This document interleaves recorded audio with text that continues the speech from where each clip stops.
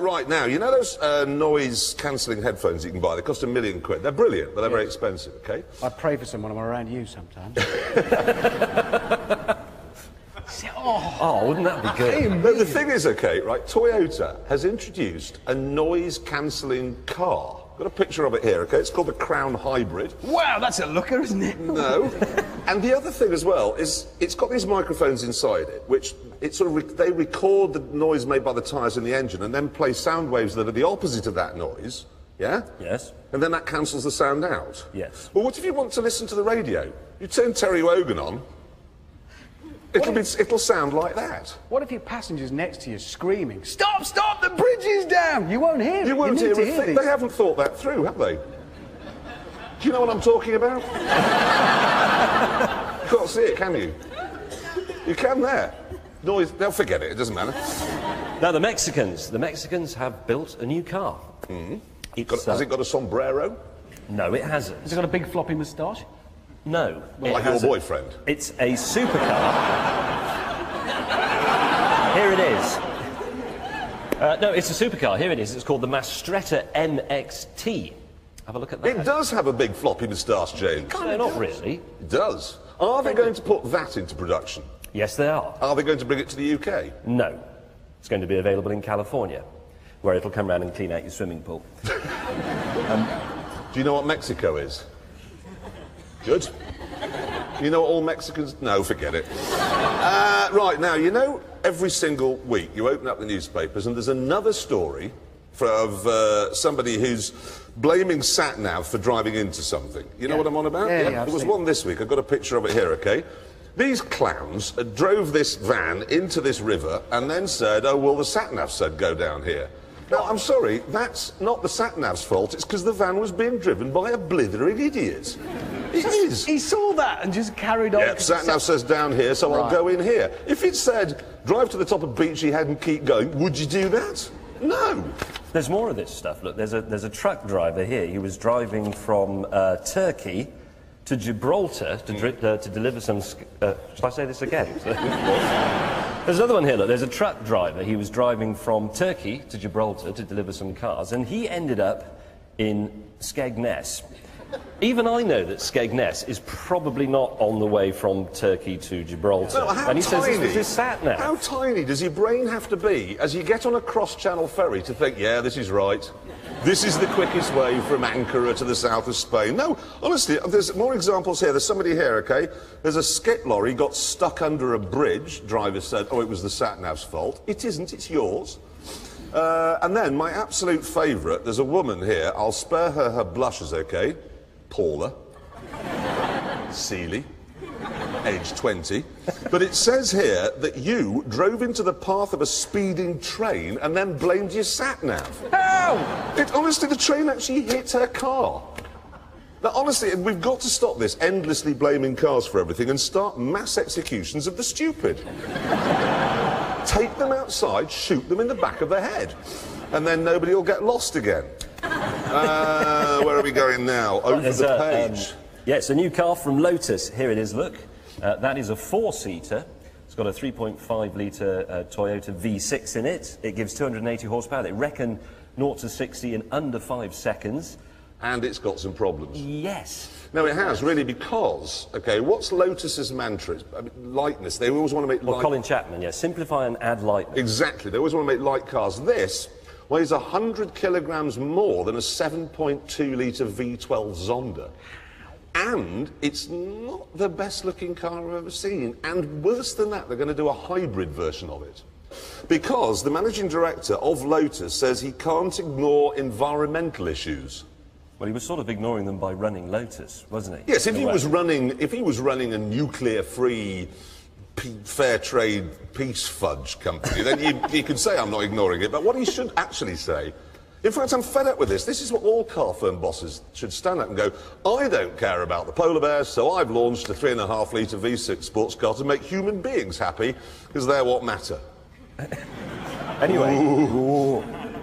Bill Oddie fans. Anyway, that's going to be on sale at the end of the year, and it's called the Avora. And that's another problem. Because Avora to me sounds like a provincial dress shop in Harrogate, catering for the larger lady. It is. I'm going to pop down to Avora and see Beryl. Bet you any money. Do you know what I mean by provincial dress shops? You don't, obviously. Where did you buy that hat? Where did you buy that hat? Shop. Now, you see, you're being... Which town were you in? London. He bought it in Avora. In Avora, the provincial dress shop. Oh, no, OK. You know, we've talked in the past about the Ferrari Owners Club. It's a club for people who own a lot of things with a Ferrari badge on, but not an actual Ferrari. Well, there's something this week new that they can waste their money on. Here it is. It's a radio. Do you know how much it costs? £1,500. What? If you take the badge off, it's 50p. Well, that gives me an excellent money-making idea then, because surely I could just go find a skip, take some stuff out, stick Ferrari badges on and sell it for a fortune. Easy. Ferrari Owners Club and snap your hand off. This single training shoe covered in an unusual slime with a Ferrari badge, £800. I've got a Ferrari anodised black TV stand with a caster missing, if you're interested. How much? It's £4,000. £4,000. They would. Anyone here from the Ferrari Owners Club? Oh, no, I won't go to your sale. There's not enough chassis numbers in it for my taste. Hey, have you seen this? What? Have you seen this? There. Have they put a Ferrari badge on that? No. Well, sort of, because that's the new, well, that's what you get when you take your Enzo into the dealership for a service. That's the They give you that? That's the new Ferrari courtesy car. They've bought hundreds of these little Fiat 500s. They've had them painted Ferrari red. Like that makes a difference. It's got a special exhaust on it, and it's got special limited edition writing engraved on the kick plate as you get into it. It's What does it say? My other car really is a Ferrari. Honest. yeah. Unbelievable. Mind you, you know what you get when you take an Aston in? An Aston Martin, you take it in for a service, guess what courtesy car you get? A Ford. Mondeo For a diesel. what? Focus ST. A Focus KO? Ford Cap. A cat. You see, that's its name. You just, otherwise it's no, it's cat. No, not a cat. Anyone else got any ideas? Mondeo, no. The answer is nothing. Well, actually, no, that reminds me. No, they don't give you a courtesy car. The other amazing one is I bought a Mercedes SL a while back, and it was an AMG one. It was an expensive one. Okay, my wife took it in because it was they'd recalled it, so it was something that was their fault.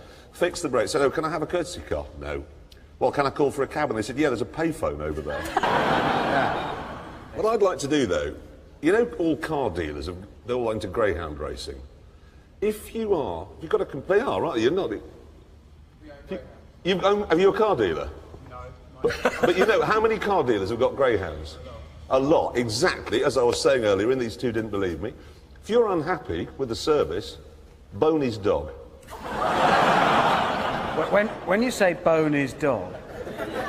I mean, take its bones out. Gotcha, sorry, I just for one horrible moment. It's before the watershed. Explain what you thought I was on about. No, it's fine, let's move on. Look, I tell you what, talking of terrible, last week, okay, James and I brought a bit of minor congestion to London, okay, in our large cars because we got stuck for a moment or two, okay? Well, this week, London Transport went one better because you know those bendy buses? Well, the bendy bit in the middle stopped bending and it crashed. Here we go. Absolutely jammed up the centre of London. Do you know how many bendy buses there are in London now? No idea. 500. And guess how many accidents they were involved in 2006? 500. 1,751. They just take them out to crash into things. What actually is the point of a bendy bus?